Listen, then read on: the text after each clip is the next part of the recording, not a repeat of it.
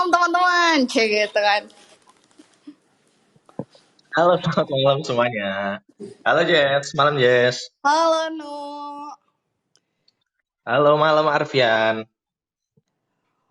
Halo, suara saya jelas nggak? Jelas Nu, jelas banget. Malam. Oke. Halo, selamat datang. Ini pertama kali install dan join Clubhouse ya? Iya, pada pertama kali nih. Gak apa-apa, Oke, selalu ada halo. yang pertama, ya Nu ya. Santai-santai, yoi. Halo, selamat malam Mas Iswan. Halo Mas Iswan. Oke, kita opening dulu aja Jess. Selamat malam buat teman-teman yang udah datang dan hadir di Clubhouse Group Space seperti biasa di Kamis malam ini. Ya kali ini kita akan ngebahas nih soal yang cukup agak berat nih Jess, soal minor dengan karir orang lain. Nah, tapi sebelum itu mungkin share info dulu buat teman-teman yang mungkin belum follow Instagramnya Growth Space, bisa langsung dicek. Di sana kita berbagi info soal self development, kemudian beberapa konten dan juga ya, konten-konten reels baik video maupun carousel itu tentang self development, karir, kemudian ada finance dan juga relationship juga nih Jess. Lo kan jadi growth spacer udah lumayan lama nih. Benar-benar teman-teman. Jadi selain kita berbagi di Instagram gitu ya, topik-topik Clubhouse yang sebelum-sebelumnya juga bisa diakses ya Nu ya. Jadi kalau ketinggalan pengen dengerin ulang bisa ya Nu, betul kan? Betul. Bisa langsung ke YouTube-nya kita di Growth Space atau di Spotify kita juga. Oke, Betul. oke, langsung aja nih ya, soal minder di karir nih. Kita ada mix sharing session, jadi nanti kita akan ngobrol sama Mas Iswan, kemudian sama Mas Arfian juga, terus sama Jessica juga. Terus nanti buat teman-teman yang mungkin pengen ikutan ngobrol, pengen nanya-nanya sama narasumber kita, bisa langsung raise hand, nanti aku naikkan. Dan mungkin perkenalan dulu nih dari Mas Iswan. Jadi dari Mas Iswan ini merupakan psikolog klinis ya dan juga konten kreator di bidang self development juga. Halo, selamat malam Mas Iswan. Selamat malam, Mas Ibnu. Halo, salam kenal. Ini kini Salam kita kenal baru juga. pertama. Oke, terima kasih Mas udah nyempetin hadir di Clubhouse kita.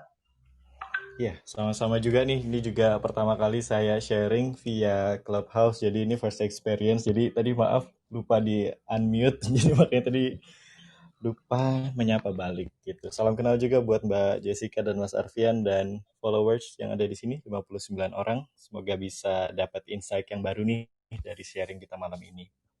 Siap. Salam kenal juga Mas Iswan. Pasti kalau insight mah pasti dapat banyak banget nih. Nah, oke, langsung aja nih Jess. Mungkin dari yang pertama, aku pengen ngobrol-ngobrol sama Mas Arfian dulu lah ya. Halo Mas Arfian, mungkin bisa tolong perkenalkan diri ya. Terus sekarang ini lagi kerja di mana, terus di bidang apa, terus sudah berapa lama juga bekerja. Halo, selamat malam. Pertama, gue ucapin terima kasih buat Mas Ibnu yang udah ngundang gue di acara di minder dengan karir orang lain di channel Growth Space ini. Santai-santai Mas, nggak usah Iya, deg-degan gitu ngomongnya. iya. Kayak grogi nih Jess. Ini. Baru pertama kali. Gak apa-apa loh Mas, gak apa-apa. Kita tuh santai, Iya. kita banyolan gitu isinya di sini. Kita ngobrol santai lah. Betul. Oke, gimana Mas? Jadi perkenalin, nama gue Arfian. Sekarang gue kerja di Dinas Kebudayaan Jakarta ya. Dan gue juga saat ini juga punya bisnis di lini food and beverage, yaitu sebuah angkringan ya. Nah, mungkin itu aja sih perkenalan dari gue.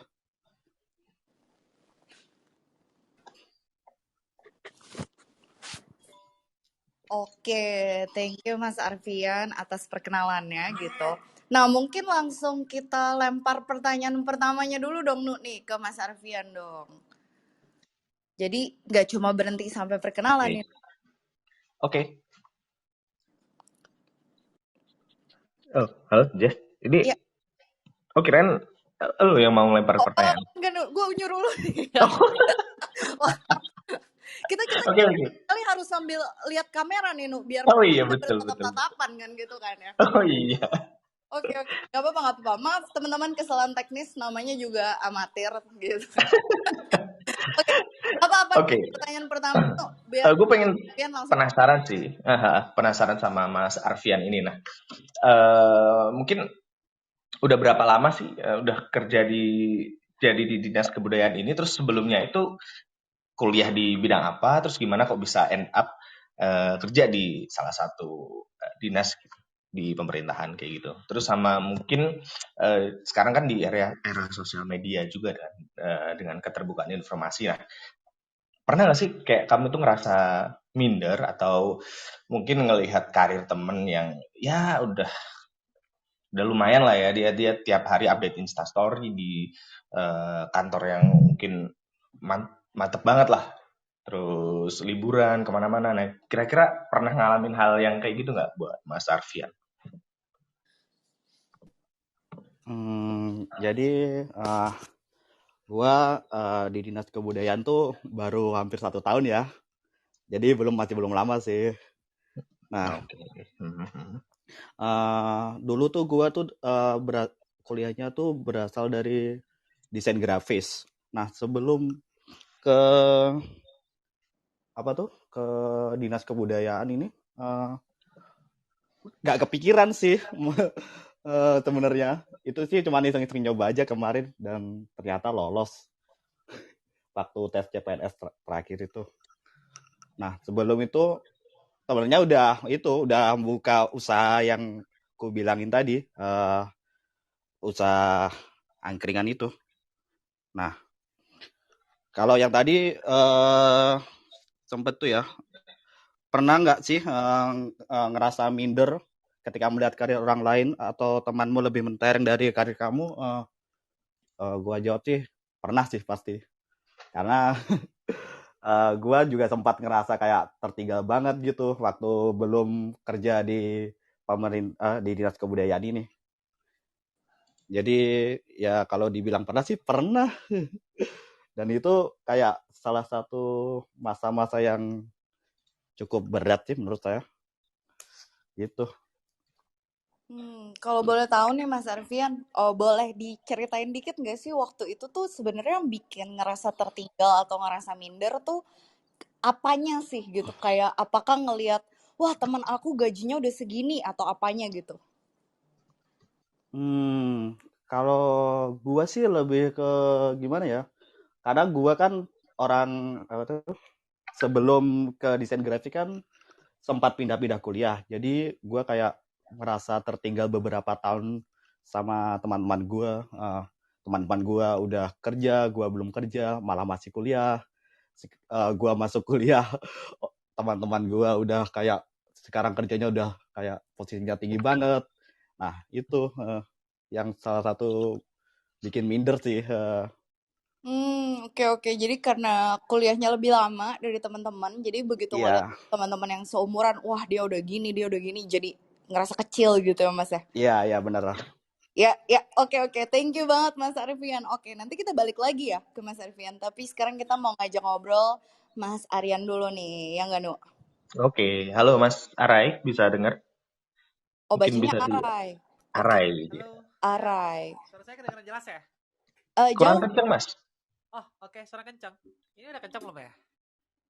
masih jauh sih. Masih Kalau jauh. Masih jauh. iya, masih Oke. kita kita jauh. Kayak tukang parkir ya jadinya ya. Oke, nggak tahu nih kenapa problemnya ini. Aku udah pakai ini padahal udah pakai mic juga nih. Oke. Nggak apa-apa Mas. Nggak apa-apa. Mungkin nggak apa-apa ngomong aja. Lumayan kedengeran. Nanti kalau misalnya itu paling beberapa poin aku ulang gitu kali ya. Boleh ya Mas ya? Oke. Arai. Susah ngomongnya. Iya. Kayak melek remaja Mbak, Arai gitu. Oh, oke. Arai. Oke. Lanjut Mas.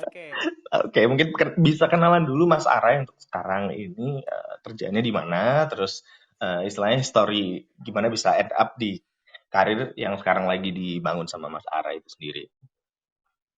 Oke, jadi kalau kerja sendiri sih sebenarnya kan memang mulai dari tahun 2018 ya, sorry gitu. Dan selama kerja 2018 itu hingga sekarang lumayan cukup diverse nih. Jadi pertama itu masuk ke NGO gitu, habis itu masuk ke media non mainstream, habis itu masuk ke blockchain ya, cryptocurrency juga, masuk ke fintech B2B juga gitu. Dan terakhir ini sekarang masuk ke education gitu. Jadi memang untuk dari segi ruang lingkup ekosistemnya itu agak sedikit apa ya pindah-pindah ataupun kayak kutu loncat lah kayak gitu. Kemudian untuk dari segi spesifik parking lotsnya sendiri on daily basis lebih banyak ke arah community engagement sama kayak Mas Ibnu ya gitu. Kemudian handle juga untuk dari segi public relation dan sekarang ini lebih banyak untuk berkecimpungan di BD partnership. Kira-kira mungkin itu ya untuk live brief di awal gitu. Oke nih Jess, dari 2018 sampai sekarang udah istilahnya udah banyak perusahaan-perusahaan yang udah bukan diloncati ya, istilahnya di Diarungi, tempat Mas Arai bekerja dan berkembang kayak gitu. Iya. Iya. Udah Terus, banyak pelabuhan yang disinggahi nih wah ceritanya. luar biasa. Dia lebih puitis dari kita, Nu, ternyata. Kita rekrut aja dia jadi Wah, OMC nanti ya. rekrut. Nanti gue bilang John abis ini. John, ada host bagus gitu kan. Oke. Nah, terus Mas Arai, jadi apa tuh yang bikin minder gitu? Padahal kan pengalamannya udah banyak tuh, pelabuhan apapun disinggahi gitu kan. Terus apa yang bikin minder? Oke, jadi kadang tuh kayak apa ya, punya perspektif tuh kan what you see is all there is gitu ya. Jadi kadang-kadang tuh sampai mikir what the hell gitu, I'm sorry really biased gitu kan. Jadi kayak misalnya lihat sosial media deh. Itu kan yang namanya sosial media kan kayak connecting the dots ya. Baik baik antara orang baik ketemu dengan orang yang gak baik gitu atau mungkin orang baik dengan orang baik itu sendiri. Nah, kadang juga nih kita udah coba untuk follow orang-orang baik ya dan ternyata yang namanya manusia kan keep evolving ya, yang awalnya mungkin secara konten dia itu sesuai dengan apa yang kita pengenin ternyata nggak cocok nih kayak gitu kan ataupun mungkin dia udah mulai toxic gitu kan. Nah, ada juga yang model kayak gitu. Yang kedua, kalau misalnya lihat sosial media juga kan banyak banget yang nge-share kayak wah achievementnya dia udah pergi ke Amrik lah, udah pergi ke Gunung Himalaya lah misalkan kayak gitu ya. Yang bikin kita kayak wah gigit jari nih, gue cuma tiduran aja nih di kasur gitu kan. Jadi lebih ke arah untuk apa yang dilihat aja sih. Walaupun sebenarnya ketika lihat itu I'm really comprehend itu sebenarnya bisa ngedeketin kita jadi bias gitu. Jadi orang yang bias maksudnya gitu. Walaupun kita kan memang ketika ngelihat itu harusnya kayak inspect juga ya terhadap orang itu. Apakah memang dia sebenarnya benar-benar ngelakuin itu nggak sih gitu. Apalagi kan di sosial media ini banyak banget dia terbang kemana ternyata nggak benar-benar terbang tapi dia pakai story-story lama gitu. Nah, itu kan yang bikin kita gigit jari lah istilahnya gitu. I see. Menarik ya, Nu ya? Seru. Kayak istilahnya ngelihat profile orang yang mungkin seumuran atau ya nggak beda jauh sama kita, tapi ternyata di profilnya sama di mungkin Instagram atau sosial media atau mungkin ke LinkedIn-nya dia udah jadi misalnya udah CEO, udah mentereng lah Jess kayak gitu Jess. Nah lu pernah nggak sih ngerasa hal yang serupa kayak gitu juga? Nah kalau misalnya dari Jessica sendiri coping mekanismenya gimana nih?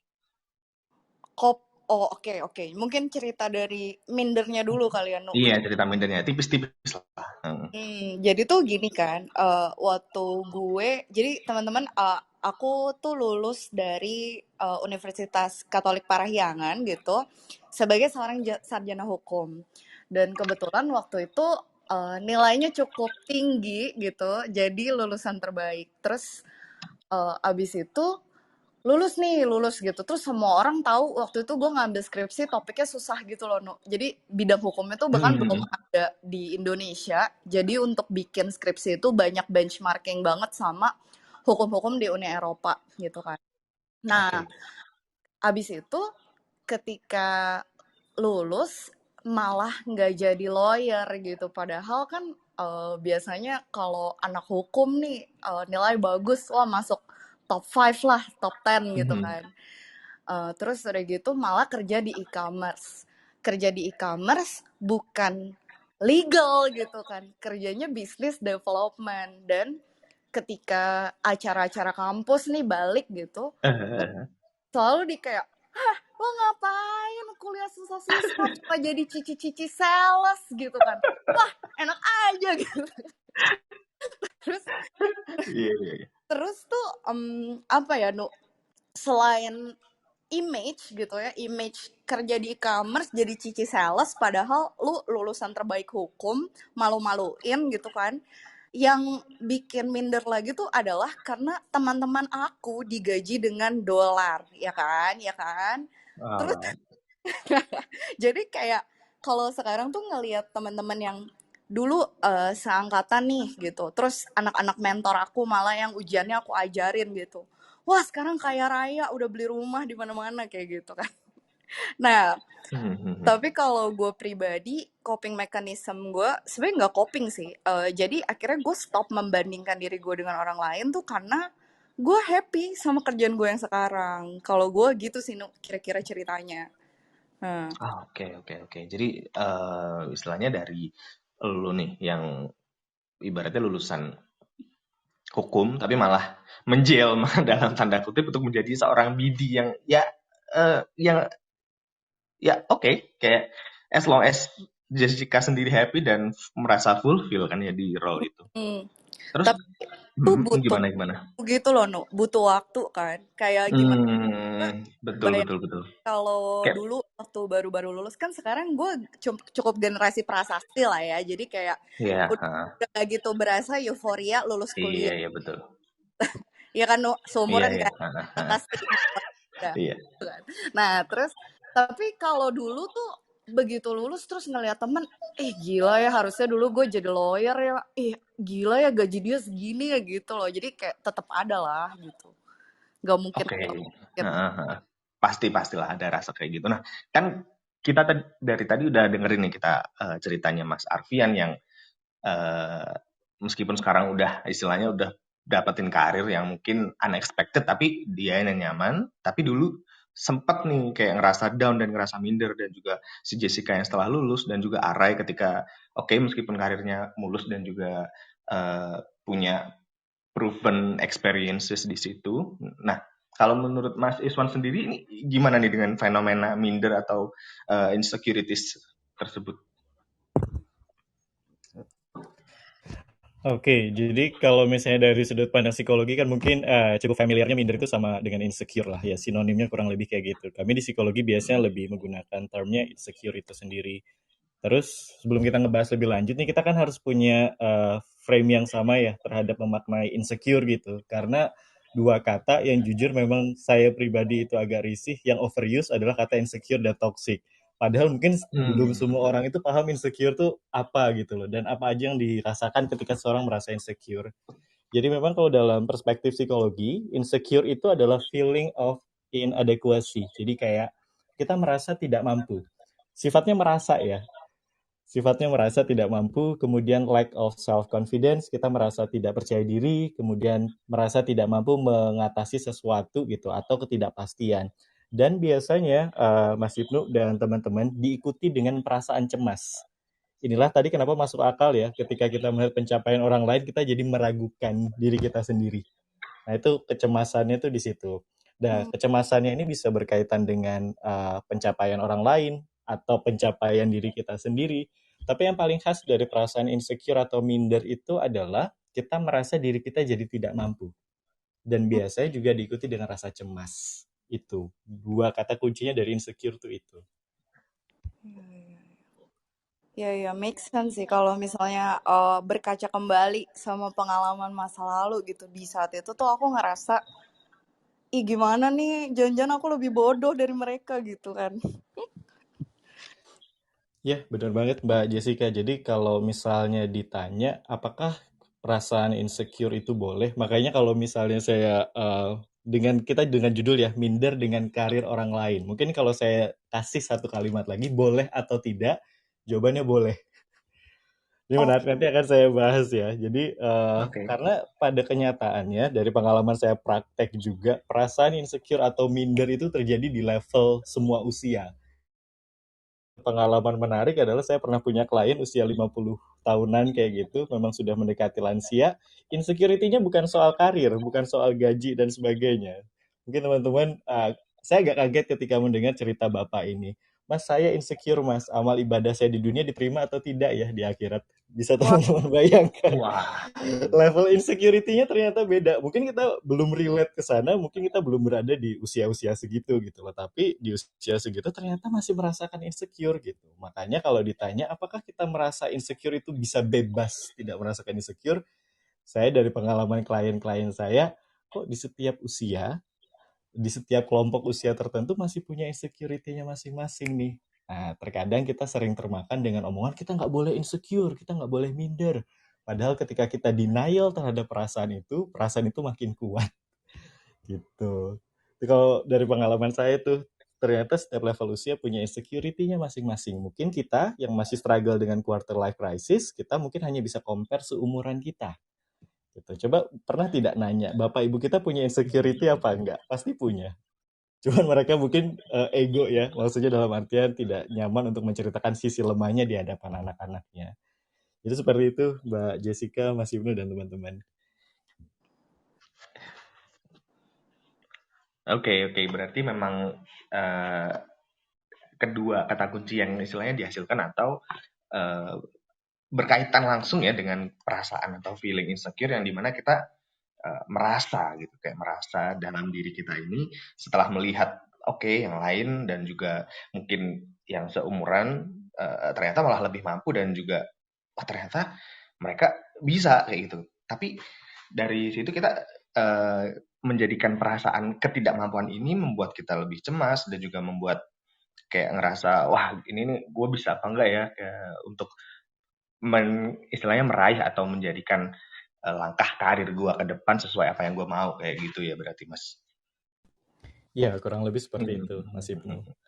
Oke, mungkin dari Mas Arai dulu deh kita ke Mas Arai. Nah, dari Mas Arai kan istilahnya udah banyak nih melakukan perubahan atau istilahnya mengambil role-role yang mungkin nggak terpikirkan sebelumnya. Nah, kayak gitu pernah nggak sih atau momen-momen di mana kamu memutuskan untuk oh ini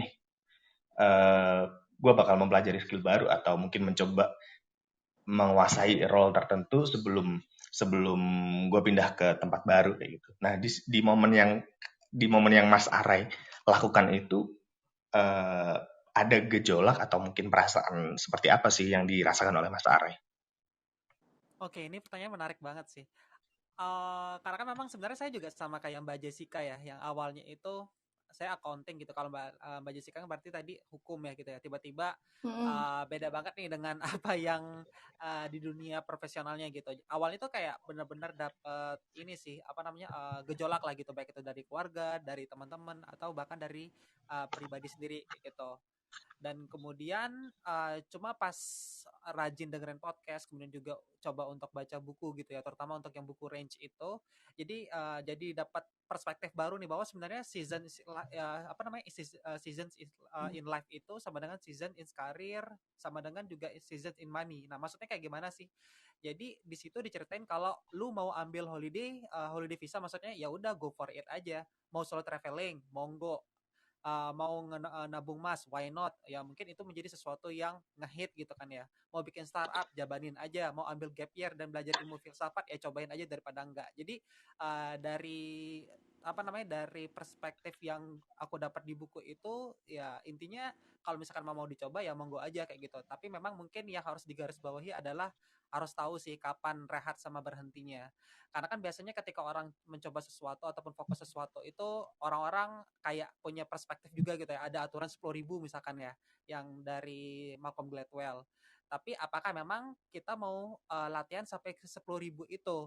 Soalnya kan kalau 10.000 jam ini kalau misalkan pakai apa namanya yang digambarkan sama si Malcolm Gladwell itu adalah bagaimana menjadi seseorang yang mungkin nggak bisa main gitar tapi dia menjadi kemudian hari dia bisa untuk jadi seorang The Beatles gitu ya, yang Hall of Fame, di mana latihannya 10.000. Tapi ternyata pas kita belajar gitar itu secara esensi hanya untuk nembak cewek misalkan. Nah, mungkin nembak cewek itu cukup main lagu dengan 2 chord aja. That's why mungkin untuk latihan 10.000 jam kita nggak butuh sampai ke sananya. Cukup mungkin sekitar 6.000 ataupun nggak sampai 1.000 malah gitu, cuma 600 jam aja misalkan gitu. Jadi memang untuk waktu rehat itu ya perlu kita setting lah gitu. Ya, aku sih kayak gitu sih Mas Ibnu. Oke, menarik nih Jess dari perspektifnya Arai ketika ya udahlah ketika dia pengen, ketika dia istilahnya ada curiosity di bidang tertentu, mungkin tren tertentu, dia benar-benar langsung udah coba terjun ke sana dan istilahnya memasterkan apapun yang mungkin berhubungan dengan hal itu, kayak seperti dia ngebaca buku atau mungkin ikut kelas dan dengerin podcast kayak gitu, seperti memberikan kesempatan dalam diri untuk bisa menunjukkan atau membuktikan kayak gitu ya Mas Arya. Iya, benar banget. Karena kan sekarang itu di mana dunia yang makin keep evolving ya. Jadi sebenarnya seseorang yang tipenya spesialis kalau menurut di buku itu agak sulit malah bisa bersaing kayak gitu. Jadi kayak harus jadi yang generalis gitu. Tapi kan kalau generalis itu impact-nya adalah kita selalu dicap sebagai master of none ataupun jack of all trades gitu ya. Iya. Lu nggak punya spesifik tertentu nih Rai. Tapi ada orang-orang yang sifatnya itu generalis tapi dia tetap punya visi. Nah, itu yang keren sih. Quote unquote kalau di buku itu dibilang kayak generalis with vision gitu. Nah, orang-orang seperti inilah yang biasanya itu bisa jadi game changer nih, Mas Ibnu. Gitu. Itu sih kalau dari perspektifnya saya dan buku itu ya. Oke, seru nih Jess. Jadi istilahnya mulai merubah atau membuat perspektif kita jadi lebih luas lagi nih dengan sebenarnya nggak pengalaman atau mungkin kesempatan itu nggak cuman ada di sendi-sendi tertentu aja ya, khususnya untuk karir atau posisi-posisi tertentu, bahwasanya kita meskipun belum pernah memegang role tersebut, ya kita harus benar-benar mempelajari atau nyari nih kira-kira apa sih yang bisa kita lakukan untuk misalnya kalau misalnya kita tertarik ke situ ya kita pelajarin di situ, kalau misalnya kita benar-benar serius ke tempat lain ya udah kita coba tempat lain aja asal benar-benar konsekuen gitu ya Jess. Iya betul gue juga nangkep hal yang sama Nu. Oke. Kalau gitu kita lanjut sama Mas Arfian kali ya Nu ya nih. Boleh. Gimana Mas Arfian? Kalau gue sih sama sih hal yang gue lakuin sama Mas Arai. Nah, gue sih kayak mempelajari skill di luar untuk sekarang ya, mempelajari skill di luar kerjaan gue yang sekarang di pemerintah itu. Contoh mungkin pelajarin saham-saham atau yang lagi ngehits mungkin startup atau gimana. Itu mungkin karena gue mikir suatu saat mungkin gue bisa pindah ke sana, udah nggak di pemerintah lagi gitu. Oke. Jadi emang sadar gitu ya, kalau minder nggak ada gunanya, udahlah mending gue belajar skill aja yang lain gitu lah ya, gitu ya Mas. Iya. Jadi gue tuh prinsipnya mungkin gue lebih suka jadi jack of all trades daripada master of one ya. What's jack of all trades? Oke. Keren. Oke. Nah, Nu, gue jadi penasaran nih sama lu. Kan tadi lu nanya gue, tapi gue belum nanya lu nih gitu kan ya. Kalau lu sendiri, Nu, lu pernah gak sih minder sama orang tuh sudah gitu ketika lu sadar, lu ngapain gitu? Ya, kalau itu sih kayak almost every time gue ngelihat sesuatu. bener kayak gue ngelihat sesuatu yang keren atau istilahnya yang orang lain wah bisa lakukan gitu, terus orang lain misalnya expert di bidang apa gitu, terus kemudian dia bener-bener bisa tanda kutip ngejual skill itu. Dan yang gue amatin sekarang ini nih Jess, sebenarnya untuk ahli atau menjadi ahli itu kayak hampir semua orang ya, bukan semuanya, hampir semua orang itu sebenarnya bisa melakukannya kalau misalnya dia niat. Nah, yang bikin orang atau pihak-pihak luar menghargai kita dengan katakanlah value lebih itu, gimana kita bisa ngejual atau tanda kutipnya menjadi selebriti di bidangnya gitu. Jadi kayak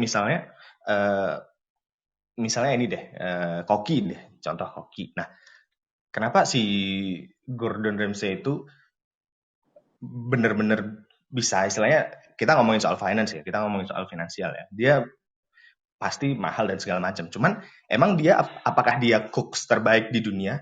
Kayak gitu kan pasti banyak sekali lah cook di luar sana yang sebenarnya masakannya tuh lebih enak dan lebih jago kayak gitu dibanding si orang ini. Nah, tapi kenapa dia bisa benar-benar mentereng dan istilahnya menjadi star atau menjadi seleb? Nah, itu dia punya value lain yang dijual kan kayak gitu, dijual ke orang atau ke orang luas, sehingga gue mikirnya oke, ketika gue ngerasa minder ya mungkin gue masih belum menemukan nih apa yang bisa gue jual ke orang lain atau apa yang belum bisa gue personal brandingkan ya dalam bahasanya gitu. Jadi ketika gue ngerasa minder, which is almost every time gue ngelihat sesuatu yang wah seharusnya gue bisa di situ, tapi ternyata kayak gitu. Gue menyadari diri sendiri bahwa sebenarnya perjalanan-perjalanan yang udah gue laluin sepanjang gue hidup lebih dari 1/4 abad ini, ternyata mungkin nggak begitu keras nih perjuangan atau pengorbanannya. Nah, makanya gue berusaha untuk bukan berdamai sih, berusaha untuk menyadari bahwa yang gue lakukan ternyata nggak begitu keras, mungkin nggak sekeras orang lain yang udah ada di posisi setinggi itu kayak gitu. Jadi gue nggak pernah ngerasa yang sampai cemas dan down banget, cuman gue menyadari aja bahwa ya perhaps I'm not that good atau I'm not trying hard enough to become what I want gitu. Oke. Gue paham sih maksud lo. Jadi daripada berasa minder, jadi lo ngelihatnya kayak usaha dia tuh memang jauh lebih gede dari gue. Jadi jelas aja kalau dia ada di posisi itu gitu ya, No ya. Betul. Oke. Nah, kalau gue sendiri nih buat ngatasin rasa minder itu, gue tuh mulai menyadari bahwa gue dan teman-teman gue tuh nggak ada yang sama, nasib itu nggak ada yang sama. Jadi kayak hal yang kita suka, hal yang kita mau kejar itu nggak ada yang sama. Balik lagi yang pernah waktu itu ini ungkapan yang paling suka gue lakuin tuh. Jadi kayak kalau manusia itu sama-sama kalau manusia itu buah-buahan gitu ya, gue ini apel, Ibnu tuh semangka. Jadi apel dan semangka nggak bisa dibandingkan gitu kan. Nah, jadi akhirnya gue nggak minder karena gue yakin setiap orang tuh punya hal masing-masing yang mereka kejar gitu. Nah, cuma itu kan teori gue, itu kan teori Ibnu nih, terus ada juga teori Mas Arfian, ada juga teori Mas Ara ini. Daripada kita berteori, mending kita langsung tanya nih ke ahlinya, ya nggak tuh, No? Betul. Nah, Mas Iswan gimana nih? Mas Iswan nih suaranya adem banget loh ngomong-ngomong. Ya, jadi gimana Mas? Kalau ada orang datang ke Mas Iswan gitu, terus kayak Mas saya insecure gitu. Nah, apa sih nasihat apa yang dikasih gitu? Pengen tahu dong Mas.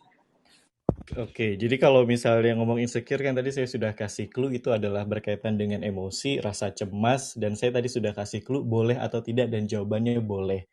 Jadi kalau misalnya ditanya nih, saya pakai analogi ini ya gitu. Mungkin teman-teman sering mendengar dengan, wah pura-pura bahagia itu butuh energi ya gitu. Saya punya satu klien menarik, jadi salah satu influencer di Jogja gitu, dia campaign tentang mental health, kemudian karena satu dan lain hal masalah keluarga dia down. Coba tebak ketika dia bercerita kalau dia down ke teman-teman circle Instagramnya, para selebgram itu, teman-temannya nggak ada yang percaya. Karena dia selalu mencitrakan dirinya itu bahagia terus. Terus yang saya kasih satu statement yang bikin dia langsung tersadar.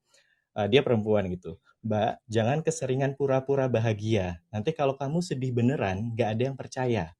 Mbak, jangan keseringan pura-pura kuat. Nanti kalau kamu lemah dan butuh bantuan, gak ada yang percaya kamu butuh bantuan. Dan dia di situ langsung ngerasa, iya ya Mas, mungkin karena saya selama ini mencitrakan kalau saya tuh kuat terus Mas, saya tuh happy, saya tuh punya mental health yang positif dan sebagainya. Padahal ketika dia sedang down gak ada yang percaya. Makanya dia datang ke psikolog saat itu. Dan saya agak kaget, wah ternyata kamu soalnya agak parah sih sampai self-harm dan sebagainya gitu. Dan teman-temannya gak ada yang percaya dia ngelakuin itu. Tadi pertanyaannya adalah terus kita bagaimana ya kalau misalnya ada orang datang ke kita dengan perasaan insecure-nya gitu. Yang saya lakukan pertama adalah tidak denial. orang Indonesia itu sering terjebak dengan kata-kata seperti ini. Kita itu nggak boleh sedih, kita tuh nggak boleh marah gitu. Padahal secara psikologis, ketika emosi seseorang itu ditolak atau denial, emosi itu nggak hilang ya teman-teman, tapi masuk alam bawah sadar. Hmm. Tapi masuk alam bawah sadar. Makanya nanti kita akan sering tuh ngelihat orang kok tiba-tiba diem gitu ya, anteng, sabar, nggak pernah marah. Tapi sekali dapat masalah sepele aja, kok bisa meledak ya. Nah itu salah satu contoh emosi yang dipendam lama. Jadi kalau misalnya ditanya, Mas boleh tidak kita insecure? Jawabannya boleh. Tapi tidak dikuasai rasa insecure. Mas Ibnu aja tadi sudah bilang, all the time Mas saya minder. Ya memang gitu, tapi Mas Ibnu tidak dikuasai sama rasa insecure-nya. Sama halnya juga dengan sedih. Mas, boleh nggak kita sedih? Jawabannya boleh, karena dalam psikologi, sedih itu basic emotionnya kita. Mungkin teman-teman nanti nonton film Inside Out dari Pixar, itu advisernya adalah Paul Ekman, itu psikolog dari Amerika. Makanya filmnya sebegitu relate, karena itu disupervisi oleh psikolog. Nanti teman-teman, saya kasih PR nih untuk nonton film itu terus refleksikan. Kemudian tadi saya sepakat juga dengan Mas Arai tadi, dengan kita eksplorasi dan sebagainya. Karena itu nanti kayak gini, insecurity itu erat kaitannya kita belum kenal sama diri kita sendiri. Itu kerasa banget di situ. Terkadang kita langsung labeling diri kita sendiri. Wah, aku tuh insecure, masa depanku gelap gitu, madesu gitu, masa depanku suram. Sebentar, berarti dia belum bisa mendeskripsikan masa depan itu seperti apa. Nanti kalau dibahas lagi tuh erat kaitannya dengan goal setting lah, dengan apa. Kemudian tadi dengan Mas Arfian tadi juga saya sepakat gitu. Kalau yang paling penting dari insecurity itu adalah ini, teman-teman. Self-awareness, sadar diri atau tahu diri. Itu kuncinya di situ. Karena saya pun sendiri sebagai psikolog tuh punya insecurity-nya juga. Saya concern-nya atau major-nya tuh psikolog klinis dewasa. Karena saya merasa insecure dengan anak-anak.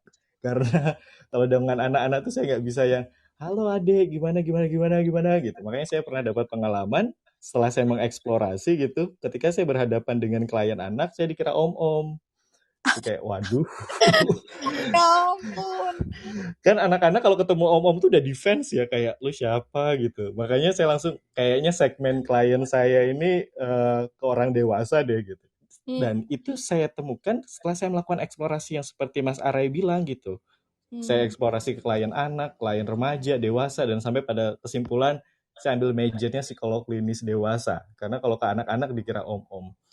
Itu kerasa banget. Jadi saya pun juga melalui proses eksplorasi seperti yang Mas Are lakukan, kemudian saya sampai pada fase aware saya punya kelemahan apa dan sebagainya. Dan ini teman-teman, kalau saya juga boleh berpesan adalah teman-teman biasakan untuk mengakui kelemahan. Karena mengakui kelemahan itu adalah kekuatan, teman-teman. Jadi mengakui kelemahan itu adalah kekuatan. Kenapa? Karena kita harus menurunkan ego kita sebentar. Nah itu. Dan tadi juga terkait insecure, kenapa tadi saya sampaikan lagi tidak kita denial atau tidak kita tolak, karena secara psikologis ketika kondisi emosional kita itu diterima, untuk bounce back, untuk resilience itu lebih cepat. Siapa sih teman-teman yang nggak senang ketika sedih itu, iya nggak apa-apa kok sedih, aku ada di sini kok. Wow, itu bounce back untuk bahagianya lebih cepat dibandingkan nggak boleh sedih gitu. Mungkin teman-teman familiar dengan istilah toxic positivity. Jadi kalau dari saya biasanya tidak saya denial perasaan insecure itu, kemudian saya ajak ubah lagi perspektifnya. Kalau normal manusia itu satu paket kelemahan dan kelebihan, tinggal mau fokusnya kemana. Seperti itu Mbak Jessica dan Mas Ibnu. Wah, gila. Bijaksana sekali, Mas. Masya Allah. Luar biasa. Jadi kalau misalnya aku tangkep gitu ya, nanti kalau misalnya ada yang kurang boleh ditambahin ya Mas ya.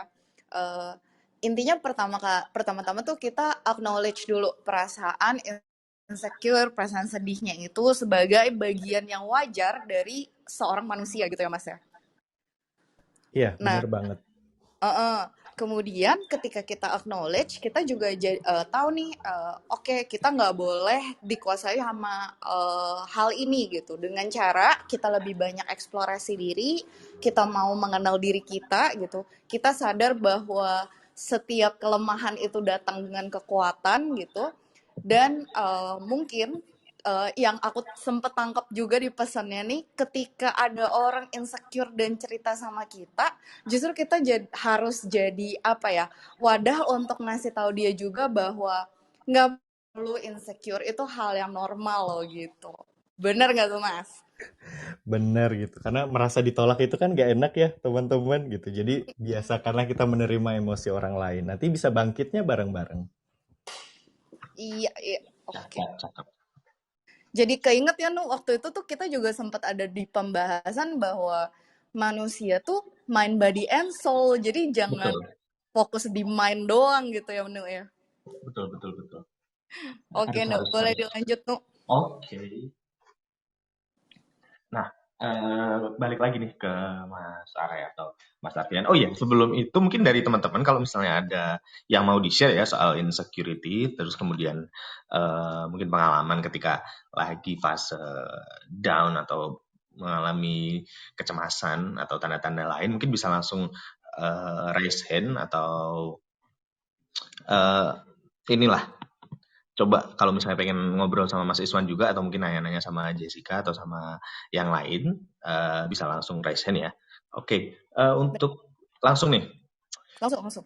langsung untuk Mas Arai dulu deh, Mas Arai. Nah, untuk kan ini minder dan masalah karir ya. Nah, kira-kira menurut Mas Arai itu lingkungan kerja sama keluarga yang suportif itu kan pasti memegang peranan penting ya. Nah, kalau misalnya di kondisinya Mas Arai sendiri gimana sih? Atau pernah sharing ke keluarga atau mungkin ke rekan kerja sehingga akhirnya oh ternyata yang aku rasakan ini seperti ini kayak gitu. Mungkin ada yang bisa di-sharing Mas Arai. Oke, thank you Mas. Kalau untuk lingkungan kerja sendiri, I think it should be having a strong value ya. Dimana mungkin yang pertama itu adalah kalau bisa sih setiap orang yang coworkernya kita gitu ya, entah itu memang atasannya sifatnya vertikal ataupun horizontal, ya bisa kita anggap sebagai is a good storyteller lah gitu ya. Maksudnya memang mereka kan punya perspektifnya sendiri, ritmenya sendiri, effortnya sendiri dan lainnya. Nah, coba untuk menerima dan kita coba untuk berkolaborasi, itu yang paling penting. Yang kedua, kalau untuk lingkungan kerja sendiri, selama saya kerja dan istilahnya lompat-lompat kayak gitu ya ke beberapa lingkungan apa namanya ya beberapa lingkungan ataupun beberapa enterprise ini sepertinya si level sih yang benar-benar kayak have strong enough credential, not only fokus ke sosmed analytics atau ya pencapaiannya dia, tapi lebih ke arah untuk bagaimana mereka engage baik corporate value ataupun corporate culture yang memang sedang mereka bangun. Nah, itu kalau untuk dari segi lingkungan kerja. Kalau untuk lingkungan keluarga sendiri, I think the most outstanding backbone yang harus dipelihara dan dimiliki itu adalah pendidikan kali ya. Karena waktu itu saya pernah dengar salah satu podcast ya, di mana guru-guru yang memang merupakan tenaga pengajar dan merupakan lulusan 20 top university di dunia dan kemudian dibandingkan dengan guru-guru yang uh, top di bawah gitu ya. Nah, mereka yang di atas ini itu lebih long lasting ngajarnya. Bahkan kalau dihitung-hitung dalam setahunnya itu mereka mampu untuk mengajar sekitar 1,5 tahun. Nah, bingung ya. Jadi kayak ngajar setahun tapi secara percepatan itu mereka berhasil untuk achieve di angka 1,5 tahun. Meanwhile, untuk yang di bawah dari segi top university-nya ini itu hanya 0,5 tahun. Jadi anak kita misalnya ataupun adik-adiknya kita itu sekolah selama 1 tahun di sekolah X di mana mungkin guru-gurunya itu nggak lulusan top 20 ini, ya mereka hanya dapat 0,5 tahunnya aja. Nah, itu memang tapi secara teori ya. And then yang kedua menurut saya penting untuk di lingkungan keluarga itu adalah ngomongin tentang empower people centric. Karena kalau misalnya kita melihat design thinking itu sendiri yang dipakai pada saat kita mengcapture kebutuhan ataupun pain points dari klien kita itu kan adalah empati ya paling penting ya. Jadi saya juga mikir bahwa empati ini yang akan menjadi senjata ataupun menjadi tools yang paling tepat untuk mengukur apakah produk yang kita tawarkan ataupun jasa yang kita tawarkan itu akan diterima masyarakat apa enggak. Jadi bukan ke arah needs tapi lebih dari needs ataupun beyond dari needs itu sendiri. Ya, apalagi kalau misalnya kalau enggak empathy. Nah, ini sebenarnya sama dengan apa yang dilakukan Henry Ford dulu nih kalau boleh cerita. Henry Ford dulu kan pas dia bikin apa namanya itu model mobil versinya dia itu kan dia melakukan design thinking juga sebenarnya walaupun mungkin pada saat itu nggak ada istilah ini. Nah, mungkin pada saat itu ketika dia bertanya apa yang dibutuhkan orang-orang selain kuda, ya mungkin orang-orang bakal jawab ya kuda Mas, tapi kuda yang lebih cepat. Nah, si Henry Ford ini kan tapi pinter ya, bahwa kayaknya bukan hanya kuda lebih cepat, tapi yang mungkin di mana nggak perlu effort lebih gitu ya. Kalau waktu itu kan sebenarnya nggak hanya di masalah kuda cepat, tapi kuda-kuda ini ternyata waktu di Inggris itu, mohon maaf nih, kotorannya banyak banget gitu kan di negara Inggris waktu itu. Nah, jadi dia solvingnya lewat bikin karya mobilnya dia waktu itu. Jadi sebenarnya Henry Ford pun udah ngelakuin design thinking. Itu juga yang dilakukan oleh siapa tuh namanya, pendirinya Apple, Steve Jobs juga kayak gitu. Jadi memang sebenarnya lagi-lagi kalau di lingkungan keluarga saya melihatnya empower people centric ya, yang penting juga selain dari si pendidikan ini gitu.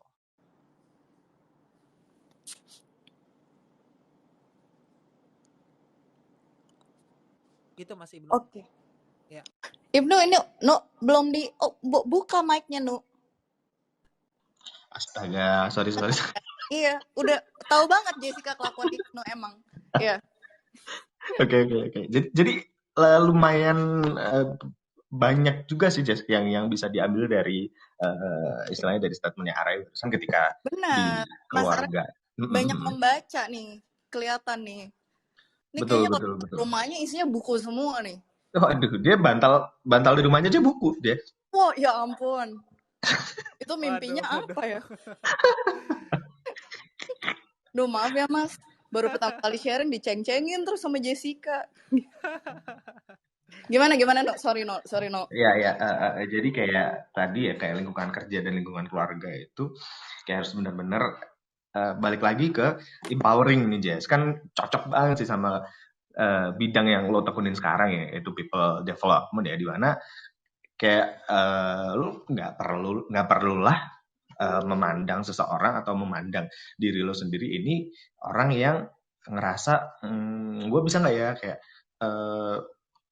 gue butuh nih, kayak katakanlah kita ketika ngelihat orang atau kita sendiri merasa oke, kayaknya kita butuh helping hands, kita butuh orang buat reach out, tapi kita sendiri masih belum mampu untuk mendefinisikan hal itu. Nah, itu kan benar-benar butuh istilahnya empati tadi tuh yang gue garis bawain di Jess di Arai. Jadi kayak harus benar-benar bisa paham kayak lu butuh nih orang buat ngebantu, entah ngebantu untuk sharing masalah kerjaan atau untuk masalah istilahnya helping yourself calm your mind atau semacamnya, karena itu juga sebenarnya penting banget buat orang untuk stay sane lah, kalau misalnya kata-kata yang mungkin Mas Isman juga sering banget ya dengar akhir-akhir ini, supaya kita juga bisa tetap waras kayak gitu Jess. Kalau misalnya lo sendiri nih di bidang people development nih, yang bisa beririsan sama Arai tadi tuh pasti banyak banget dong ya. Nah, kalau lo sendiri gimana memandang di lingkungan pekerjaan sama keluarga? Memandang gue untuk reaching help atau apanya nih Nu maksudnya? Ketika ada orang nih ya, ketika ada orang atau lo sendiri ngerasa ya itu tadi, ngerasa feeling down atau feeling insecure kayak gitu, dan ketika dihubungkan sama kayak lingkungannya Arai tadi kan benar-benar butuh banget untuk kita empower, baik itu empower orang sekitar kita maupun empower diri kita sendiri kayak gitu. Iya. Betul. Oke. Jadi tuh sebenarnya teman-teman, jadi setelah beberapa tahun kerja di business development, Jessica itu di-hijack ke human resource gitu, karena mereka butuh trainer yang lebih memahami bisnis kan gitu ya. Jadi pindah nih. Jadi jangan kaget kalau tiba-tiba Ibnu ngomong gitu, Jessica nih bidangnya human developer gitu kan, kayak kok tadi bilangnya bizdev gitu. Nah, prolog. Oke. Nah, tapi kalau gue sendiri tuh Nu ya, kalau misalnya ngomongin soal keluarga maupun teman-teman, sebenarnya tuh baru nyadar banget ya betapa butuhnya empati ke orang itu tuh setelah ada di HR ini sih gitu. Dan ternyata tuh segitunya orang punya kebutuhan emosi buat kayak didengarkan, buat disupport. Karena tuh tadinya gue pikir dia kan sukses ya, pinter gitu, kayak maksudnya anak-anak yang masuk di perusahaan gua tuh kayak S1 dari kampus bagus-bagus gitu ya, dari perusahaan yang sebelumnya udah kemana-mana, banyak yang jadi kebetulan kan aku kerja di e-commerce, banyak juga yang jebolan Amazon gitu. Masa segitunya sih bisa down gitu. Jadi kayak jujur baru nyadarnya tuh belakangan nih, kayak ternyata emang beda gitu ya kebutuhan emosional sama mind gitu. Nah, jadi apa yang gue cerminkan di kantor, apa yang gue lihat di kantor gitu, itu kan jadi kayak titik penyadarannya kan. Itu malah jadi gue bawa ke rumah gitu sih. Jadi karena orang tua gue tuh tiger parents gitu. Jadi yang dari kecil tuh ngajarin jadi anak tuh harus kuat, harus ambisius. Terus udah gitu kan dulu gue cengeng banget ya, apa-apa nangis, kesenggol nangis. Terus udah gitu dibully di sekolah nangis gitu kan. Nangis mulu kerjaannya nih anak gitu kan. Terus nyokap gue tuh selalu ngajarin jadi orang jangan sensitif, jangan cengeng gitu kan. Nah, tapi setelah gue mengerti gitu lebih dalam tentang human, mengalami juga di kantor, justru gue jadi orang yang bisa ngomong ke nyokap gue ketika dia lagi down dan dia cerita ke tante gue, terus tante gue telepon sama gue, terus udah gitu gue konfront dong nyokap gue, mami cerita ke tante ini ya gitu. Terus dia kan malu kan karena ketahuan cerita-cerita. Terus gue malah jadi bisa ngomong kayak nggak apa-apa mam, justru kita tuh sebagai manusia emang butuh cerita gitu. Nah dari situ tuh kayak ada titik balik di mana nyokap gue tuh akhirnya merasa gue tuh dewasa gitu. Jadi kayak apa ya, support ini tuh bener-bener sesuatu yang bekerjanya tuh luar biasa gitu loh teman-teman. Jadi kayak kita tuh juga bisa jadi ngerasa lebih belong, dan kita tuh bisa apa ya, ngebantu orang-orang yang tadinya tuh nggak sadar sama si emosinya dia sendiri gitu sih.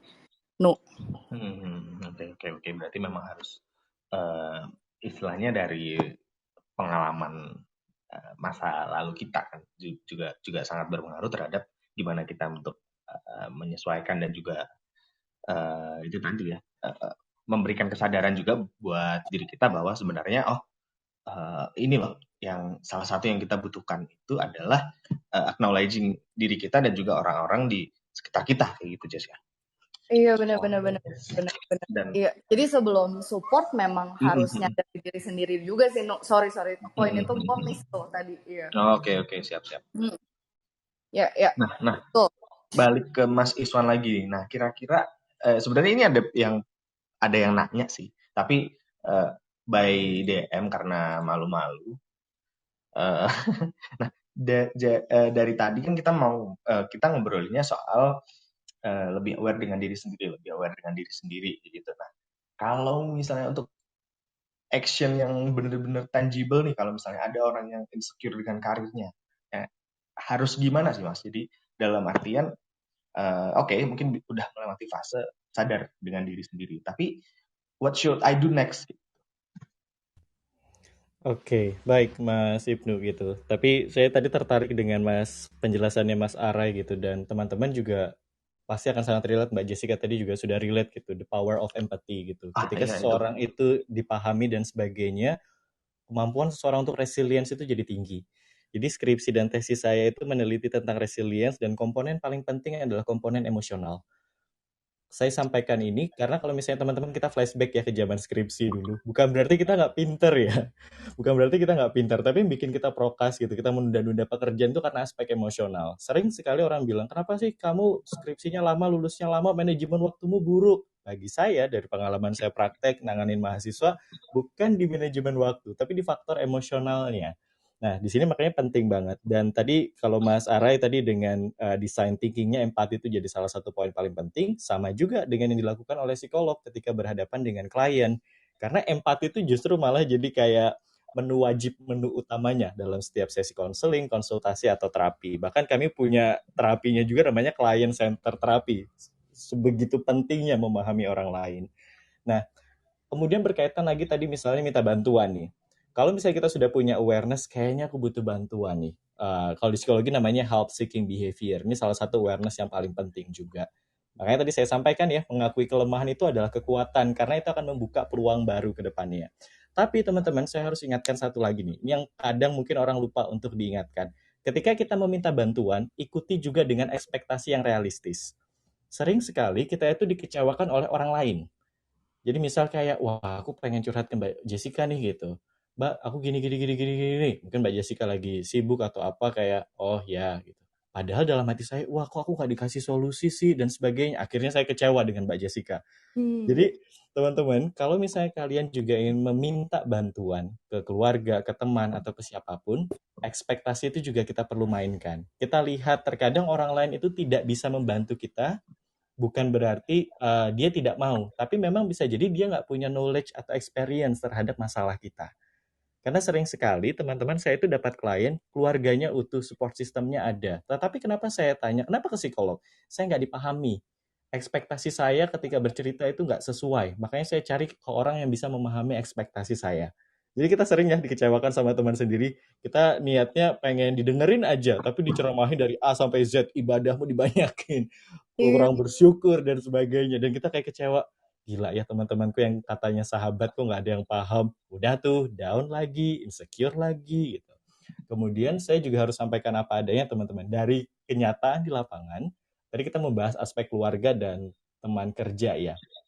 Justru malah selama pandemi ini, mohon maaf gitu, saya justru malah lebih banyak dapat klien anak yang konflik dengan orang tuanya, dengan keluarganya di rumah. Makanya WFH itu jadi momok yang mengerikan sekali bagi beberapa orang. Jadi teman-teman, tidak perlu kita menggunakan konsep ideal tentang keluarga dalam artian keluarga akan memberikan semua bantuan, karena kenyataannya di lapangan tidak semua orang tua itu memahami tentang pentingnya membantu anaknya. Jadi kalau tadi misalnya Mas Aray, alhamdulillah punya keluarga yang suportif dan sebagainya, Mbak Jessica tadi dengan tiger momnya, apapun background keluarga kita masih bisa menciptakan keluarga lain. Makanya teman-teman kalau misalnya tidak merasakan kehangatan atau misalnya berada dalam keluarga yang kurang harmonis, mohon maaf, kita masih bisa menciptakan keluarga kita sendiri. Karena terkadang Mbak Jessica dan Mas Ibnu yang membuat kita itu semakin minder adalah background keluarga. Karena itu secara emosional kan paling intens ya. Kayak, wah kayaknya nggak ada deh yang mau menerima aku, keluargaku aja merendahkan aku terus. Kalau saya memaknainya adalah dia belum mendapatkan support system yang sesuai ekspektasinya. Makanya kalau misalnya teman-teman berada di keluarga atau pertemanan yang kurang hangat gitu, ciptakan kehangatan itu sendiri dengan bergabung dengan komunitas. Kenapa saya sarankan komunitas? Karena komunitas itu sifatnya lebih, apa ya bahasanya, lebih volunteer, lebih sukarela gitu. Dan kesukarelaan itu biasanya lebih erat dengan ketulusan. Makanya orang komunitas itu kan nggak dibayar ya, tapi mereka mau aja engage di sana. Nah, ketulusan itu yang bisa kita dapatkan, teman-teman. Mereka at least memiliki ketulusan dalam membantu orang lain. Dan pentingnya support system tuh segitunya. Dan kapan kita harus minta bantuan ke psikolog atau ke professional helper? Saya sih biasanya kalau sudah kita itu tidak bisa memandang dunia positif lagi. Itu biasanya udah mulai gejala depresi dan sebagainya gitu. Itu yang paling penting. Makanya awareness itu, tadi saya sampaikan ya teman-teman, jangan pura-pura kuat. Jadi kalau misalnya kita memang lagi down, susah tidur, sudah berdampak pada kondisi kesehatan kita, emosi kita sering dikuasai oleh overthinking dan negative thinking, it's okay gitu for asking help. Kalau dari saya pengalamannya seperti itu. Ketika kita meminta bantuan, ekspektasi dimainkan dengan siapa kita meminta bantuan, dan yang paling penting adalah menciptakan rumah versi kita sendiri. Itu. Luar biasa, Mas Iswan. Bener banget sih ya, jadi kayak masalah ekspektasi tuh. Jadi kayak kadang tuh jadi sering banget tuh gue juga dapat case tentang orang yang merasa tidak cukup dengan dirinya sendiri, pada akhirnya menaruh seluruh ekspektasinya ke dalam relationship-nya. Jadi kalau tadi kayak Mas Iswan bilang, aduh aku ngerasa nggak didengerin, terus ke si A sibuk, si B sibuk, si C sibuk, terus akhirnya kayak makin down, makin hancur gitu ya. Itu ternyata salah satu hal yang paling penting untuk menentukan seberapa butuh sih, maksudnya seberapa butuh aku di dalam relationshipku tuh juga karena kita kenal dulu diri kita sendiri gitu ya, Mas. Bener gak sih? Bener ya? Iya, bener banget Mbak Jessica. Betul. dan menciptakan keluarga baru tuh, Nu. Ini menarik, Betul, teman-teman. menarik banget itu. Iya, ini menarik banget gitu. Karena jujur nih, gara-gara tadi Mas Iswan soal keluarga baru, terus aku jadi berefleksi, bener juga ya, kayak dibanding sama orang tua, aku jadi sebenarnya lebih sering cerita bareng beberapa temen yang udah aku anggap, wah kayaknya teman tebel lah gitu ya, gitu.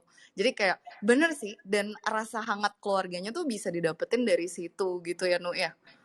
Betul, betul, betul. Karena kadang mungkin ya itu tadi kita dengan orang tua kan udah beda pemikiran dan juga udah problematikanya juga udah beda kayak Mas Iswan tadi bilang di awal juga bahwa insekuritas yang dialami oleh orang-orang itu kan benar-benar sesuai atau eh, sama dengan usianya ya, dengan usia mungkin di usia 30-an, 40-an atau even 50, 60 itu kan pasti udah beda banget dengan kita yang mungkin masih di 20s kayak gitu, Jess.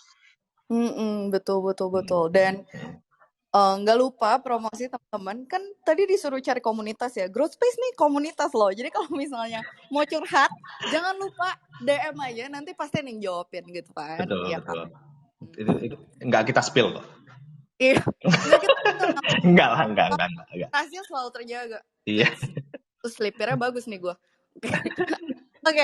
Oke, Nu, tanpa berpanjang lagi, kita mungkin ada yang mau tanya lagi nggak? Atau misalnya dari Mas Arfian atau Mas Arai sendiri nih, pengen ngelempar questions gitu kayak, atau misalnya Mas Iswan sendiri juga pengen ngelempar questions ke kita, boleh loh gitu. Karena kan kita sistemnya open discussion ya, Nu ya. Iya, betul.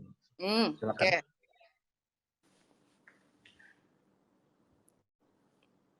Ada mungkin?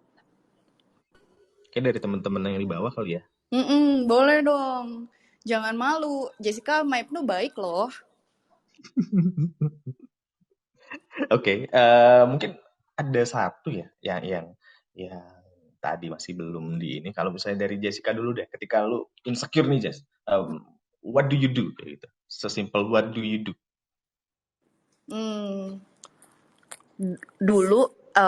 Dulu sih waktu belum sadar, Nu, pasti pelariannya tuh nyari teman ngomong gitu. Okay. Nah, sekarang setelah masuk ke bidang human development, kebetulan kan memang secara knowledge itu banyak terbekali kan. Jadi selalu tahu memang bahwa dasarnya ketika kita ngerasa insecure, yang harus diperiksa tuh justru diri sendiri gitu. Ada apa gitu. Jadi biasanya ketika aku insecure gitu, dan insecure itu tuh paling sering terlihat dari kata-kata, Nu, kalau gue. Jadi kayak menurut gue kata-kata yang gue keluarkan itu sebuah indikator isi pikiran dan hati gue nih gitu. Jadi begitu gue ngerasa berefleksi gitu, terus kayak kenapa gue ngomong kayak gitu ya gitu. Nah itu biasanya gue nge-breakdown pertanyaan itu dengan macam-macam metode, tapi yang paling sering gue gunakan tuh 5 why gitu. Jadi kayak misalnya nih, jadi baru kayak beberapa hari, enggak lah, seminggu yang lalu, gue tuh sempat ada satu obrolan sama temen gue, dan di situ gue bilang gue memilih untuk mati muda dibanding mati tua gitu. Nah, tadinya tuh cuma kayak ya enak aja kalau mati muda cepet gitu kan. Nah tapi itu begitu pulang lagi jalan nyetir mobil, lah kenapa gue mau mati muda ya gitu kan. Terus nah di situ tuh ini di breakdown gitu dengan pikiran dengan 5 why. Jadi kayak gue bertanya, kenapa ya gue pengen mati muda? Oh karena capek. Kenapa gue ngerasa capek gitu. Jadi itu sih, ketika insecure atau misalnya gue melihat ada tanda-tanda diri gue yang keluar dari kata-kata atau perbuatan tuh nggak sesuai atau kayak nggak bijak gitu, gue biasanya meriksa diri gue sendiri dengan cara menganalisis apa yang gue rasakan gitu dan alasannya kenapa, dan ketika tahu root problemnya atau root perasaannya, akar perasaannya, itu jadi lebih ngerti aja sih harus diapain. Itu kalau dari gue tuh gitu. Oke. Jadi memang harus benar-benar ya tadi ya self awareness dan juga di breakdown ya kan, mungkin biar lebih realistis dicatat atau mungkin pakai metode journaling tuh bisa nge-helping banget ya Jess ya. Oh benar banget. Jadi untuk orang yang gak terbiasa, maksud gue gini, gue tuh jadi satu benchmarking yang bisa mungkin dibilang kalau misalnya teman-teman baru pemula nih, idealis banget, dia bisa tiba-tiba ngomong sesuatu terus langsung berefleksi, wah ada yang salah dengan diri aku gitu. Nah itu juga nggak mudah tuh dari awal pertama kali Betul. sampai bisa kayak gitu. Nah salah satu metodenya itu adalah journaling. Kalau misalnya teman-teman nggak suka nulis, biasanya pakai voice note gitu ya. Jadi ngomong Wah, diri benar-benar sendiri. ngobrol aja sama diri sendiri ya. Benar. Dia Iya. orang kita gila, yang penting kita nyaman gitu kan. Betul. Nah, Jess, ini ada satu yang udah mau ngobrol sama sharing sih. Oke, Tifa ya. Halo Tifa. Halo Kak Jessica, halo Kak Ibnu, halo semua. Halo. Gimana Tif? Ayo boleh Tif, silakan dimulai. Jadi sebenarnya tuh mau nanya aja sih, kalau dari tadi itu kan kita dengarnya itu kayak lebih ke bagaimana kita aware dengan diri kita sendiri. Nah, beberapa kali juga disebutin bahwa salah satu cara tuh mungkin kayak cerita ke teman atau ke orang lain kayak gitu kan. Bahkan dari Mas Iswan sendiri tuh kayak tadi juga sempat nyebutin bahwa ya kalau kita nggak bisa dapat support system ya kita cari emang orang-orang yang bisa support kita kayak gitu. Nah, kalau dalam posisi kita orang yang dicurhatin nih ya sama teman-teman yang emang lagi minder dengan karir nih dari konteks ceritanya. Nah, itu kira-kira ada nggak sih tips kita tuh harus ngapain kayak gitu? Karena kadang tuh susah ya kalau mau ngasih dukungan gitu. Kadang ada kayak beberapa kali mungkin yang nggak sesuai atau mungkin nggak takutnya itu kurang berkenan kayak gitu. Mungkin dari teman-teman speaker ada kayak tips gitu nggak sih? Gitu. Kalau kita sebagai pendengar gitu loh. Karena kan untuk ke psikolog atau untuk cerita langsung ke psikolog atau mungkin lebih seeking professional help gitu ya. Mungkin itu stepnya lebih beda lagi ya kayak gitu. Tapi kalau di posisi yang seperti itu tuh gimana? Gitu aja. Thank you. Oke, thank you Tifa buat pertanyaannya, menarik banget. Mungkin langsung aku lempar ke Mas Iswan kali sebagai orang yang paling sering dicurhatin di sini. Gimana Mas? Oke, terima kasih Mbak Tifa atas pertanyaannya. Ini mungkin yang sifatnya praktikal ya, karena kalau misalnya ditanya ilmu psikologi itu eksklusif apa enggak, jawabannya enggak sama sekali gitu ya. Jadi ilmu psikologi itu bisa kita refleksikan bareng-bareng. Kemudian pertama tadi saya ingin menanggapi apa yang disampaikan oleh Mbak Jessica terkait menulis, journaling, kemudian dengan voice note, itu bisa teman-teman lakukan. Jadi kalau misalnya ditanya, emosi itu kita kemanakan ya Mas ketika kita sudah merasakan emosi? Itu diekspresikan, tidak dipendam. Nah, cara Mbak Jessica tadi mengekspresikan, saya yakin Mbak Jessica ketika menuliskan atau voice note, karena kalau saya kita walaupun nggak pernah ketemu in person gitu, tapi saya langsung kebayang tuh secara personality mungkin Mbak Jessica orangnya extrovert dan sebagainya, kebutuhan ingin didengarnya tinggi, makanya dengan dia mengekspresikan dia merasa jadi lebih lega gitu. Dan Mbak Jessica saya bisa pastikan ketika menulis atau apa itu ada kelegaan tersendiri yang cuma bisa Mbak Jessica yang paham. Nah, kemudian tadi menanggapi pertanyaannya Mbak Tifa nih, apa ya Mas yang bisa kita lakukan kalau misalnya ada orang yang curhat ke kita dan sebagainya? Saya ingin menggunakan ini perspektif atau mindset ini. Ini yang sering kita rasakan ketika kita overthinking, teman-teman. Jadi kalau misalnya kita overthinking itu kan pikiran kita selalu fokus pada hal yang terjauh dan tersulit ya. Jadi kita mikirkan tuh, wah nanti aku 30 kayak gimana, ini kayak gimana gitu. Kita mikirkan terjauh dan tersulit. Padahal di present itu kuncinya, Mbak Tifa. Jadi kalau misalnya ditanya, Mas ada orang insecure, minder datang ke aku, apa yang bisa aku lakukan tanpa menyinggung dia dan sebagainya. Fokus pada yang terdekat dan termudah. Itu yang biasanya saya lakukan. Kenapa fokus yang terdekat dan termudah? Saya menggunakan analogi soal matematika. Kenapa soal matematika nomor 1 selalu lebih mudah dibandingkan soal nomor 10? Karena ketika kita berhasil mengerjakan soal nomor 1, kita ada kepercayaan diri mengerjakan soal nomor 2 dan seterusnya. Tapi kalau misalnya kita langsung fokus pada yang tersulit di nomor 10, belum tentu motivasi kita untuk menyelesaikan masalah itu gede. Jadi yang mungkin yang sifatnya praktikal ya Mbak Tifa, ketika kita berhadapan dengan orang yang insecure, minder, baik dengan karirnya, relasinya, keluarganya, atau masa depannya, fokus lakukan pada sesuatu yang terdekat dan termudah.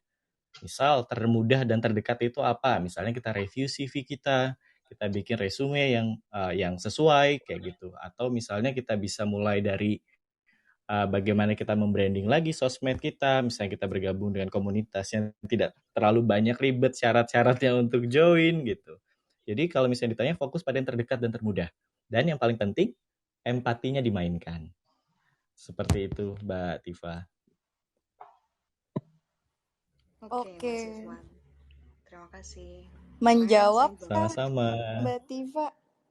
Menjawab banget. Menjawab banget. Oke. Menjawab banget. Soalnya kan sering banget tuh ya kalau sebagai teman kadang dicurhatin gitu, kadang ada case di mana kayak kita bingung nih ya. Nggak ya kalau topik malam ini sih kebetulan minder dengan karir ya. Dan memang di usia yang 20-an tuh kan circle-nya udah kerja semua tuh. Pasti apa ya, curhat-curhatannya tuh pasti nggak jauh-jauh lah dari kerjaan kayak gitu. I see. Ya. Oke, thank you ya Tifa buat pertanyaannya. Bagus banget jadi ngasih insight juga ke teman-teman yang lain. Ternyata ketika kita dicurhatin sama orang yang minder, harus gimana? Yang pertama kita harus mainin dulu empatinya, mengerti dulu apa yang dia rasakan. Kemudian kita bantu dia untuk fokus sama hal yang terdekat dan termudah untuk dilakukan selanjutnya. Sehingga kita bisa ngedrive, apa ya, kalau misalnya tadi Mas Iswan bilang, setiap kelemahan pasti datang dengan kelebihan gitu. Kita bisa ikut fokus sama kelebihannya dia gitu. Oke. BTW Mas Iswan, aku introvert loh 82%. Gak. Ini bisa kayak gini karena pekerjaan Mas dan latihan gitu. Iya, saya juga professionally extrovert kok, Mbak. Saya kalau udah di dalam kerjaan juga extrovert banget. Oke. Iya, betul. Paham. Seru. Oke, Jess, gak kerasa ya udah 9 lebih 12 menit nih. Iya. Dari injury time-nya lama banget nih, kita 12 menit karena mungkin bahasannya juga lumayan. Nggak apa-apa. Seru juga ya. Oke. Nah, kayaknya udah cukup dulu ya dari sesi kita malam ini. Lu sebelumnya mungkin mau terima kasih juga buat teman-teman yang udah hadir di sini. Mungkin kalau misalnya dari Jessica nih, lu bisa nyimpulin apa nih Jess dari obrolan kita malam ini? Ntar gue tambahin. Oke, jadi kalau dari aku pribadi teman-teman, dari semua poin-poin topik yang udah kita omongin malam ini, kita sama-sama paham ya bahwa ternyata kita sebagai manusia insecure itu boleh gitu ya, karena kita manusia yang punya perasaan. Dan ketika kita insecure, hal yang harus dilakukan tuh justru meng-acknowledge insecurity itu gitu. Oh aku lagi insecure gitu, jadi bukan mendenial gitu kayak katanya Mas Iswan gitu. Terus udah gitu untuk mengatasi si insecurity ini sendiri, kita harus paham bahwa itu bukan satu emosi yang bisa dihilangkan, tapi yang harus kita lakukan justru jangan membiarkan diri kita dikuasai sama emosi. Dengan cara apa? Dengan cara mengenal diri sendiri, explore diri lebih lagi gitu, dan fokus sama kelebihan diri kita dan apa yang bisa dilakukan terdekat dan termudah gitu. Kemudian kita juga sebagai manusia harus berempati gitu untuk bisa jadi support system yang baik juga nih apabila orang-orang sekeliling kita itu merasakan insecurity. Itu dari gue. Kalau dari lo ada yang mau ditambahin mungkin? Oke, jadi balik lagi kalau misalnya ke insecurity, jangan lupa untuk memahami juga perasaan-perasaan yang mungkin kita nggak pernah expect atau nggak pernah terpikirkan sebelumnya ya, kayak kecemasan dan juga mungkin rasa ketidakmampuan itu tadi. Nah, kalau misalnya dari gue sendiri harus diakui, istilahnya di embrace, tapi jangan terlalu lama untuk dwelling di perasaan-perasaan itu karena bakalan mempengaruhi juga di bagaimana kita berpikir dan bagaimana kita bersikap gitu sih. Terus kemudian untuk cara mendevelop diri kita sendiri, mungkin ketika kita nggak mendapatkan ekspektasi ya, ketika kita curhat dengan mungkin orang sekitar atau keluarga, kita bisa juga nih ngebuat semacam keluarga baru atau lingkungan baru atau community baru dengan kita memberikan atau mendapatkan kehangatan dari situ, sehingga dari segala emosi-emosi negatif atau mungkin ketakutan-ketakutan atau keminderan kita kita bisa istilahnya bisa stay survive atau mengatasi rasa-rasa negatif itu sih Jess, kalau dari gue. Betul, iya. Gue miss soal keluarga baru ya, itu luar biasa banget tuh. Sebuah konsep Iya, betul. luar biasa. Oke, kalau gitu. Terima kasih buat teman-teman yang udah hadir, buat Mas Arfian, buat Mas Ara yang udah kasih kita banyak cerita, banyak input gitu. Mas Ara jangan lupa kalau tiba-tiba kita approach jadi host boleh ya gitu ya.